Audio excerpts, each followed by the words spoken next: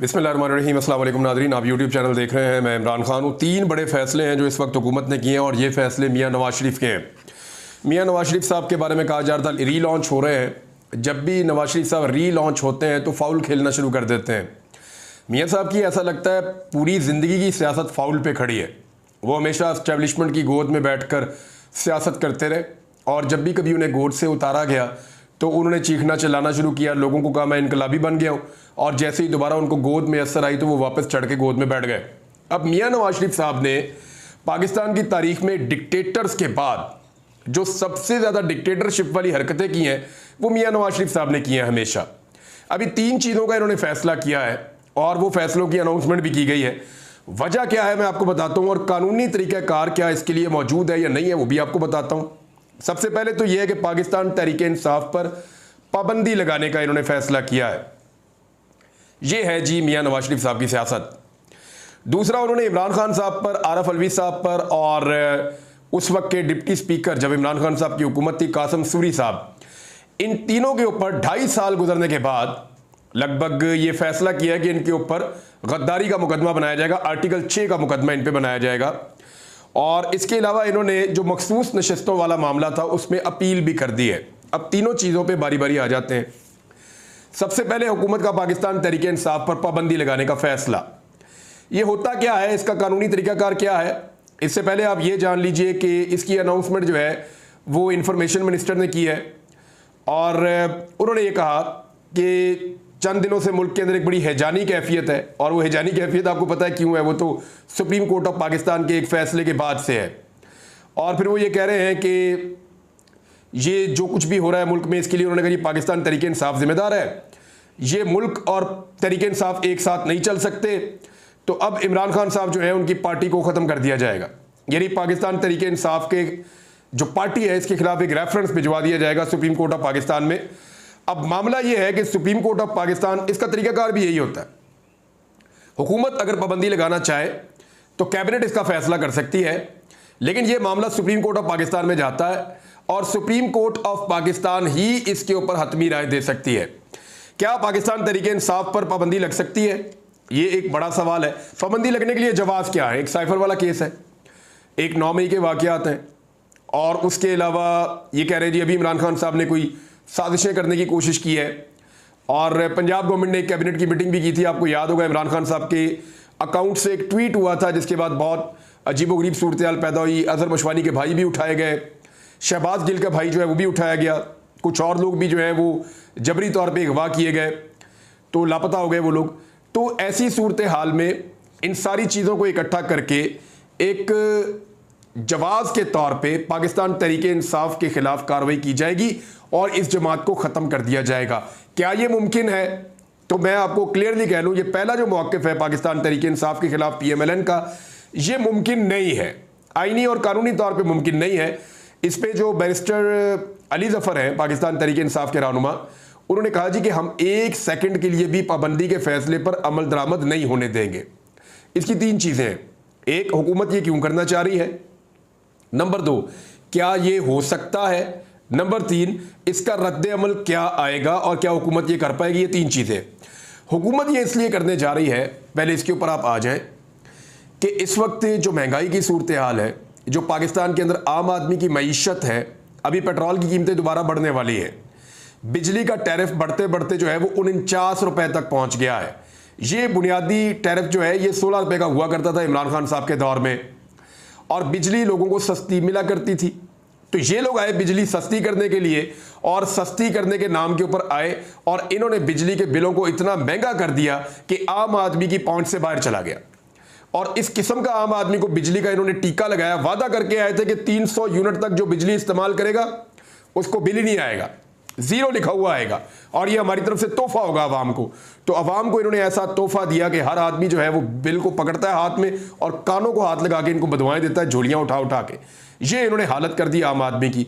Gas के bill इन्होंने दुगने से ज़्यादा कर दिए, महंगाई इन्होंने इतनी ज़्यादा बढ़ाई कि 40% तक उसको ले गए, और अब तो ये डाटा भी जो है वो जारी नहीं करते महंगाई का। ये हालात कर दिए हैं। जो चीज़ें थोड़ी बहुत सस्ती होती थी इमरान खान साहब के दौर में, उनको इतना महंगा कर दिया कि आम आदमी की पहुंच से बाहर चली गई। किसान की इन्होंने कमर तोड़ दी। अब क्योंकि इन्होंने मईशत को डबो दिया है, IMF की शराइत इनको बार बार माननी पड़ रही है, दबाव इनके ऊपर बड़ा शदीद है, क्योंकि इनके केसेस माफ किए गए हैं, इनको NRO 2 दिया गया है, इनको जेलों से निकाल के इक्तदार इनको दिया गया है, तो इनको सारी बातें माननी भी पड़ती है। यानी जिस तरह की इनको हुकूमत मिली है, जिन हालात में इनको हुकूमत दी गई है, अब ये कठपुतलियों की तरह सारी बातें मानने के लिए भी राजी हैं, चाहे इनको एस्टेब्लिशमेंट कहे, चाहे इनको इंटरनेशनल एस्टेब्लिशमेंट कहे, चाहे इनको IMF अपनी उंगलियों पे नचाए। तो ये IMF की उंगलियों पे नाच रहे हैं। अब मामला ये है कि या तो मीडिया तवज्जो दे इस महंगाई की तरफ, आम आदमी के हालात की तरफ, तो इससे बेहतर है कि ये क्या कर रहे हैं कि मीडिया की तवज्जो भटकाओ, ऐसे इश्यूज को लेके आओ कि सोशल मीडिया पे वो डिस्कस हो। तो मेरी सब लोगों से ये गुजारिश है कि पाकिस्तान तहरीक इंसाफ कहीं नहीं जा रही, और ये गद्दारियों के मुकदमात, बड़ी कहानियां पहले भी हमने सुनी है, इनके अंदर भी कुछ नहीं होने जा रहा। फोकस वहीं पे रखेंगे। इन्होंने पाकिस्तान की मईशत को तबाह कर दिया, ये निकम्मे हैं, नाअहल हैं, इन्होंने पाकिस्तान की इकोनॉमी को तबाह बर्बाद करने के बाद आम आदमी की जिंदगी अजीरन कर दी है। और पिछले 2.25 साल के अंदर इन्होंने जो किया आम आदमी के साथ, एक आम पाकिस्तानी के साथ और इस मुल्क के साथ, वो बहुत बड़ा जुर्म उसको करार दिया जाना चाहिए, जो कुछ इन्होंने किया और जैसे फैसले इन्होंने किए, जिनके नतीजे में आज हम कहां से कहां आकर खड़े हो गए हैं। तो पहले सवाल का जवाब आ गया कि इन्होंने ये क्यों किया। दूसरा, क्या ये कर सकते हैं? तो पाकिस्तान तहरीक इंसाफ ने तो कैटेगोरिकली कह दिया कि कानून में इसकी कोई गुंजाइश मौजूद नहीं है। वो कानून की दुनिया से बाहर की बात कर रहे हैं। हुकूमत ऐसी कोई पाबंदी नहीं लगा सकती। उन्होंने बताया कि ये सारे मामला कानून के तहत देखे जाते हैं, वो नामुमकिन सी बात कर रहे हैं। ऐसी अगर कोई हरकत करेंगे तो अदालतें मौजूद हैं और हम भी मौजूद हैं, एक सेकंड के लिए भी इस फैसले पर अमल दरामद नहीं होने देंगे। ये तो है जी पाकिस्तान तहरीक इंसाफ का मौक़िफ़। अब क्या ये हो सकता है या नहीं हो सकता, तो इस बात को आप याद रखिए कि सुप्रीम कोर्ट ऑफ पाकिस्तान में मामला जाएगा। इससे पहले भी पॉलिटिकल पार्टीज को खत्म करने की कोशिश की गई है, लेकिन यह मुमकिन नहीं होता और पाकिस्तान तहरीक इंसाफ को खत्म नहीं किया जा सकता। जजेस ने अपने मुंह से कहा था कि Pakistan Tehreek Insaf was and is a political party. ये एक सियासी जमात थी और ये एक सियासी जमात है। तो नवाज शरीफ साहब की जिद के ऊपर एक पॉलिटिकल पार्टी तो खत्म नहीं हो जाएगी। अब आ जाए आर्टिकल 6 के मामले के ऊपर।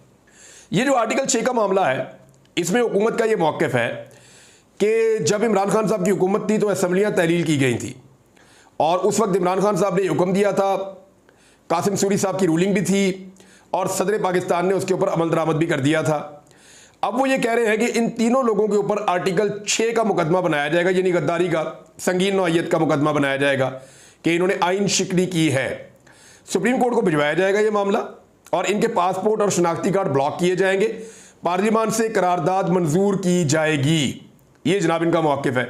आरिफ अलवी साहब ने तो इसको एक लतीफ़े के अंदर ही उड़ा दिया ना, एक्स के ऊपर एक लतीफ़ा सुनाया घोड़े और इंसान वाला, वो आप जाके पढ़ लें, बड़ा मज़ेदार है। लेकिन मामला ये है कि क्या गद्दारी का मुकदमा बन सकता है और चल सकता है, तो वहां पे भी जवाब है कि नहीं। तो बनाने की ज़रूरत क्यों पेश आई? हुकूमत चाह रही है कि उनकी नाअहली, उनका नकम्मापन, उनकी नालायकी, इसके ऊपर बात ना हो, बल्कि बात हो इन चीज़ों के ऊपर कि फ़लाँ को पकड़ लिया, फ़लाँ औरत को बंद कर दिया, फ़लाँ जगह पे पुलिस ने छापा मार दिया, फ़लाँ का बच्चा उठाकर ले गए। ये इंसानी हुकूक के छोटे बड़े मामलात में और अपने केसेस में फंसे रहे और अपोजिशन का रोल प्ले ना करें। मेरे ख्याल में यहाँ पे सबसे ज़्यादा ज़रूरी ये है कि अपोजिशन का रोल प्ले किया जाए पाकिस्तान तहरीक इंसाफ की जानिब से भी, और सोशल मीडिया के ऊपर जो पाकिस्तानी मौजूद हैं वो अपनी आवाज़ उठा सकते हैं महंगाई के खिलाफ, बैड गवर्नेंस के खिलाफ, जुल्म और ज्यादती के खिलाफ, तो वो उनको उठानी चाहिए। आर्टिकल 6 क्या इमरान खान साहब के खिलाफ लग सकता है? जवाब क्या है? ये कहेंगे जी उस वक्त, अब 2.5 साल के बाद इनको याद आया, उस वक्त ये मामला सुप्रीम कोर्ट ऑफ पाकिस्तान में गया था तो तब तो आर्टिकल 6 लगा नहीं, और अब अगर आर्टिकल 6 लगाएंगे तो किस बुनियाद पे लगाएंगे?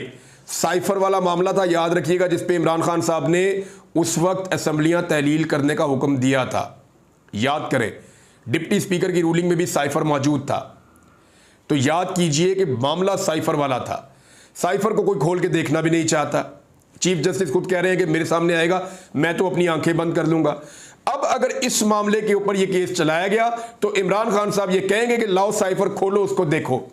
एक दफा फिर सारों को शर्मिंदगी होगी और एक मरतबा फिर जो हुकूमत की तब्दीली हुई थी वो सारे मामला जाके वहीं पर खड़े हो जाएंगे, जिसकी गवाही अब फजलुर रहमान साहब और बहुत सारे ऐसे लोग, यानी जावेद लतीफ साहब और बहुत सारे लोग, वो अब गवाहियां दे रहे हैं कि हमें कहा गया था कि इमरान खान साहब की हुकूमत गिरा दी जाए अदम एतमाद के जरिए। हमें ये नहीं करना चाहिए था, लेकिन हमें वर्गलाया गया और हमसे ये करवाया गया। उसमें साइफर की भी एक रियलिटी है। तो जब ये मामला खुलेगा तो फिर साइफर भी खुलेगा, और साइफर जब खुलेगा तो साइफर वाले केस में तो वैसे ही इमरान खान साहब और शाह महमूद कुरैशी साहब पहले ही बाइज्जत बरी हो चुके हैं। तो मेरा नहीं ख्याल कि यहां पे आर्टिकल 6 लगता है, ये भी सिर्फ और सिर्फ तवज्जो भटकाने की एक कोशिश है। नंबर 3, पीएमएलएन ने जनाब दरखास्त कर दी सुप्रीम कोर्ट ऑफ पाकिस्तान में अपने वकील के जरिए से कि जनाब ये मखसूस नशिस्तें पाकिस्तान तहरीक इंसाफ को नहीं मिल सकती, ये तो केस में नहीं थे। एक तो मैं उनकी तस्दीक कर दूं कि तहरीक इंसाफ ने बाकायदा दरखास्त दायर की थी कि हमें इस केस का हिस्सा बनाया जाए, और ये दरखास्त जब उन्होंने दायर की थी तो उसके बाद छुट्टी आ रही थी। मैंने एक वीलॉग किया था और मैंने कहा था कि पाकिस्तान तहरीक इंसाफ ने यह छक्का लगाया, उन्होंने बड़े मौके के ऊपर चौका मारा है, और उन्होंने अपने आप को इस केस के अंदर एक फरीक बनाकर अदालत के अंदर जो बार बार ये नुक्ता उठाया जा रहा था कि तहरीक इंसाफ का मामला क्यों छेड़े, वो तो है ही नहीं फरीक, तो खुद फरीक बन के उन्होंने बहुत सारे सवालों के जवाब वहां पे रख दिए थे। और सलमान अकरम राजा साहब ने बतौर पाकिस्तान तहरीक इंसाफ के वहां पे अपना मौक़िफ़ बड़े अच्छे अंदाज में पेश किया था। तो ये मामला जो है अपील का, पीएमएलएन ने अपील तो कर दी है, लेकिन एक्चुअली वो जजेस के साथ लड़ना चाहते हैं। एक्चुअली वो अब विक्टिम कार्ड इस्तेमाल करना चाहते हैं कि हमारे साथ बड़ी ज्यादती हुई है। अब नवाज शरीफ साहब का अंदाजा आप ये करें कि वो अपनी छांगा मांगा से उन्होंने सियासत शुरू की है, बंदे उठा के ले जाके छांगा मांगा में भर दिए और वहां से जो है वो अपना वोट लेते थे। वो तो जो छांगा मांगा वाली सियासत है ना, वो नवाज शरीफ की आज भी खत्म नहीं हो रही। वो जो हॉर्स ट्रेडिंग वाली सियासत है ना नवाज शरीफ साहब की, वो आज भी खत्म नहीं हो रही। वो आज भी इकदार की सियासत नहीं करना चाहते, इक्तदार की सियासत करना चाहते हैं। मियाँ साहब आप हारी हुई नशिस्त पे एमएनए बने हैं, मियाँ साहब आप बुरी तरह इलेक्शन हारे हैं, आपकी पार्टी को मेरे ख्याल में 20-25 सीटें मैक्सिमम मिली हैं। पाकिस्तान तहरीक इंसाफ वाले तो कहते हैं 17 सीटें मिली हैं, लेकिन चले बहुत भी मिली हैं तो आपको 25 सीटें मिल गई होंगी, 30 मिल गई होंगी। आप तीसरे नंबर की पॉलिटिकल पार्टी है पाकिस्तान में। पहले नंबर पे तहरीक इंसाफ, दूसरे नंबर पे पीपल्स पार्टी और तीसरे नंबर पे पीएमएलएन। ये आपकी हालत हुई है और आपको चाहिए मखसूस नशिस्तें। जहां से आप इलेक्शन हार गए वो मखसूस नशिस्तें भी आपको चाहिए। एक तो जाली फार्म 47 के ऊपर बनने वाली जो आपकी सीटें हैं वो तो आपसे वापस ली जानी है। जब ट्रिब्यूनल्स बैठेंगे, इंसाफ होगा तो सीटें आपके हाथ से जाएंगी, जितना मर्जी आप रोएं पिटें चलाएं जो मर्जी करें वो आपको देनी पड़ेंगी।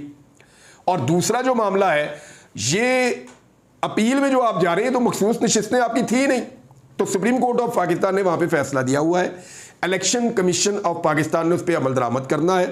पाकिस्तान तहरीक इंसाफ के 35 से जायद मेंबर कौमी असम्बली जो आज़ाद हैसियत में जीते थे वो तहरीक इंसाफ को ज्वाइनिंग दे चुके हैं।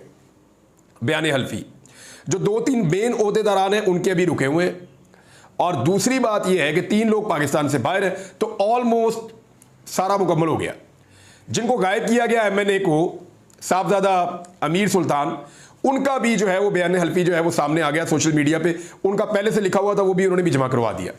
तो अब सूरत हाल ये है कि पाकिस्तान तहरीक इंसाफ का कोई एक बंदा भी तोड़ने में पूरी की पूरी पीडीएम हुकूमत कामयाब नहीं हो सकी। हुकूमत के सारे वसाइल इनके पास है, एजेंसियां इनके पास है, खजाना इनके पास है, पैसा बेशुमार है, वजारतें ये दे सकते हैं, गिरफ्तार ये कर सकते हैं, टॉर्चर ये कर सकते हैं, फैमिलीज को ये उठा सकते हैं और कर भी रहे हैं। लेकिन इसके बावजूद एक बंदा भी इमरान खान का टूट कर नहीं गया। तो फिर इसका मतलब क्या? इसका मतलब है पाकिस्तान बदल गया है, जिसकी समझ अभी तक नवाज शरीफ को नहीं आ रही। नवाज शरीफ साहब उन्हीं पुराने हथकंडों पे चल रहे हैं। फिर अपील कर दी सुप्रीम कोर्ट ऑफ पाकिस्तान में जाके, और इस अपील में भी नवाज शरीफ साहब को क्या मिलेगा? मुझे तो नहीं लगता कि इसमें उन्हें कुछ मिलने जा रहा है। तो ये सारा केस मैंने आपके सामने रख दिया कि क्या पाकिस्तान तहरीक इंसाफ के ऊपर पाबंदी लग सकती है। तो सिंपल, इसका चांस इसलिए भी नहीं है कि जमात इस्लामी ने इसकी मुखालफत कर दी, पीपल्स पार्टी ने इसकी मुखालफत कर दी, एमक्यूएम ने कहा कि हमसे मशवरा ही नहीं किया, एएनपी ने भी इसकी मुखालफत कर दी, हुकूमत की इत्तेहादी जमातें इसकी मुखालफत कर चुकी हैं। ना सिर्फ हुकूमत की इत्तेहादी जमातों ने इसकी मुखालफत की, बल्कि जितनी अपोजिशन की जमातें हैं सब ने एक आवाज में इसकी मुखालफत की है, और सब ने कहा कि यह बचकाना हरकत है। ये कल को मियाँ जावेद लतीफ साहब दोबारा बैठ के एक इंटरव्यू में कह रहे होंगे, और पीएमएलएन के जो हम ख्याल सहाफ़ी हैं वो भी ये कह रहे होंगे कि जनाब इमरान खान साहब को मजीद मकबूल करने के लिए और नवाज शरीफ साहब की मकबूलियत को ज़मीन बोस करने के लिए और उनकी सियासत को मुकम्मल तौर पर तबाह करने के लिए हमसे ज़बरदस्ती पाकिस्तान तहरीक इंसाफ पर पाबंदी लगवाने की कोशिश की गई, जिसका फ़ायदा इमरान खान को हुआ। जैसा कि ये आजकल कहते हैं जनाब इमरान खान के मुकदमे भी साजिश है, इमरान खान तक को गिरफ्तार किया वो भी इमरान खान की साजिश है, इमरान खान के बंदों को मारा वो भी इमरान खान की साजिश है, इमरान खान से सीटें छीन ली वो भी इमरान खान की साजिश है। यानी सारा कुछ इमरान खान के खाते में डाल देते हैं और वो कहते हैं जी इमरान खान के हमायती जो हैं एस्टेब्लिशमेंट के अंदर बैठे हुए वो इमरान खान को लाने के लिए लगातार इमरान खान को हमसे मरवा रहे हैं। तो फिर आप ना मारें, ये गंदी हरकतें आप ना करें। PMLN के अलावा कोई जमात इसकी हमायत नहीं कर रही। फजलुर रहमान साहब फिलहाल खामोश हैं, देखते हैं वो इसके ऊपर क्या कहते हैं। लेकिन एक और खबर है सनम जावेद के हवाले से। सनम जावेद साहबा को जैसा कि मुझे रात को शक था, मैंने आपको बताया था कि बलूचिस्तान पुलिस आ सकती है, उन्हें गिरफ्तार कर सकती है। तो एक नामालूम किस्म के मुकदमे में जिसमें कोई बंदा भी फौत हो गया था, उस मामले में सनम जावेद साहबा को उन्होंने गिरफ्तार करके ले जाने की कोशिश की। ये मामला हाई कोर्ट के अंदर उठा दिया गया। जस्टिस गुल हसन औरंगजेब साहब, इनकी अदालत में मैं भी पेश हूँ, बड़े शानदार जज हैं और ऐसे जजेस की वजह से और इनके फैसलों की वजह से अदलिया की इज्जत बरकरार है। तो जस्टिस गुल हसन औरंगजेब साहब ने बाकायदा ये हुक्म जारी कर दिया कि सनम जावेद को अब गिरफ्तार नहीं किया जा सकता। वो एक आज़ाद शहरी के तौर पे इस्लामाबाद में रहेंगी। 5 दिन के बाद जुमेरात को उनकी दोबारा पेशी है इस्लामाबाद हाई कोर्ट में, वो दोबारा पेश हो जाएंगी। लेकिन इस बीच में उनको मना किया गया है कि वो किसी किस्म का कोई स्टेटमेंट ना दें और अभी वो खामोश नहीं इन मामलात के ऊपर। तो ये बड़ी अच्छी बात है। 14 महीने की एक लंबी स्ट्रगल के बाद पूरी रियासत मिलकर एक लड़की को शिकस्त नहीं दे सके और वो लड़की मुस्कुराती रही, हंसती रही। कल उसको उसकी माँ और उसके बाप के सामने गिरफ्तार किया गया, उसके शौहर के सामने उसको तकरीबन 1 दर्जन मरतबा गिरफ्तार किया गया। ये मरियम नवाज साहबा रोला डालती हैं ना कि मेरे वालिद के सामने मुझे गिरफ्तार किया गया। तो मरियम नवाज साहबा को जब गिरफ्तार किया गया तो उनके ऊपर करोड़ों अरबों के इल्ज़ामात थे जिनका जवाब वो लोग आज तक नहीं दे सके। मरियम नवाज साहबा अपनी प्रॉपर्टीज़ का, अपनी चीज़ों का जवाब आज तक नहीं दे सकी। आज भी कैलबरी फॉन्ट वाला जो एक हकीकत है वो उनका मुंह चढ़ा रही है कि उन्होंने फ्रॉड किया था। आज भी उन्होंने कहा था कि मेरी तो कोई प्रॉपर्टी पाकिस्तान में भी नहीं है, इंग्लैंड में भी नहीं है, और वो सारी प्रॉपर्टीज उनका मुंह चढ़ा रही है और इतनी अरबों की जायदादें उनकी निकल आई, वो जवाब नहीं दे सकी कि कहां से बनी है मरियम नवाज। और उनको तब गिरफ्तार किया गया था जब उनके पास जवाब नहीं थे और इस बेगुनाह लड़की को बार बार गिरफ्तार किया गया, इसके बाप और इसकी मां के सामने गिरफ्तार किया गया। लेकिन उसने मरियम नवाज की तरह रोना शुरू नहीं किया, मुंह नहीं बनाया, वो वहां पे भी मुस्कुराती रही और विक्ट्री का साइन बनाती रही। तो एक लड़की को तोड़ने में पूरी की पूरी रियासत की मशीनरी और हुकूमत अभी तक तो नाकाम रही है। और ये कोई कामयाबी नहीं होती कि आप अपने मुल्क की खवातीन की आंखों में आंसू ले आए और उनको रुला के, ये कौन सी जीत है? इसको तो कोई जीत नहीं कहेगा, ये तो जीत के भी फिर आप हार गए। अब तक के लिए इतना ही, अपना ख्याल रखिएगा, अपने चैनल का भी। अल्लाह हाफ़िज़।